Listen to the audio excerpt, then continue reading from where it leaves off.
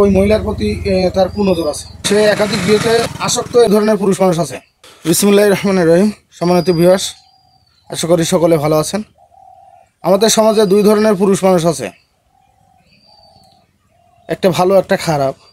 আর খারাপদের ভিতরে অনেক ধরনের শ্রেণী বিভাগ আছে, তার মধ্যে দুটো নিয়ে কথা বলবো। কিছু পুরুষ আছে দেখবেন যে মহিলাদের অধিকারের বিষয়ে খুব অ্যাক্টিভ। এই ধরনের পুরুষ আসলে মহিলাদের পিছনে শ্রমটা দেওয়ার একটা উদ্দেশ্য থাকে যে তারা ওই মহিলার প্রতি তার কুনজর আছে। অন্যায় অধিকারের আদায়ের জন্য এক মিনিটও সময় দেওয়ার কথা না। এবং দ্বিতীয় হলো, কিছু পুরুষ আছে দেখবেন যে কথায় কথায় শরীয়তের কথা বলে যে বিয়ের ব্যাপারে।